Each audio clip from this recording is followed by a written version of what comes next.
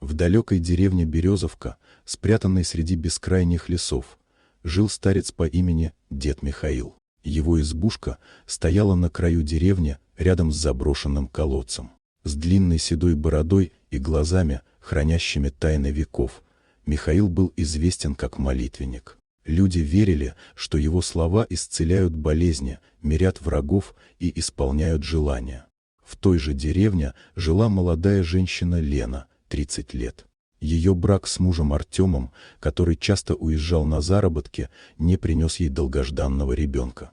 Соседи шептались, а свекровь Варвара колко замечала: дом без детей, как очаг без огня. Лена обошла всех врачей, но надежда угасала.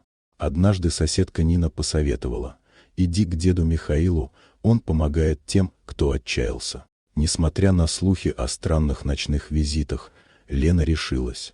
В дождливый вечер она надела старый платок и пришла к избушке.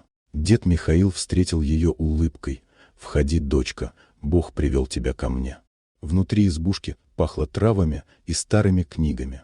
Михаил дал Лене склянку с желтой жидкостью.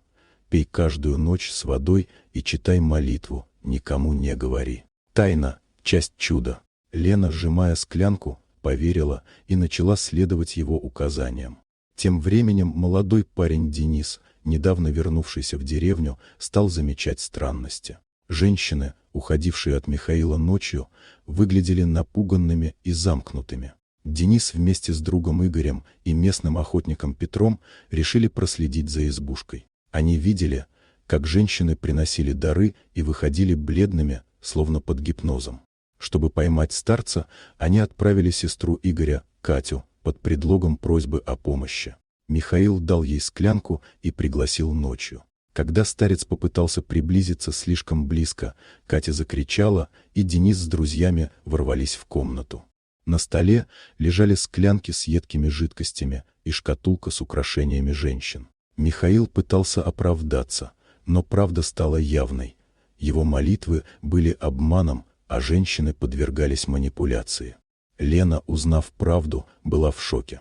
Она была беременна, но ее муж Артем давно отсутствовал. На площади деревни она рассказала: «Я верила в чудо, но он обманул меня». Михаила арестовали, и вскоре суд приговорил его к строгому наказанию.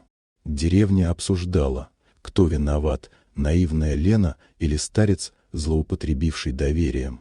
Эта история напоминает, что вера и надежда — сила, но слепое доверие может обернуться трагедией.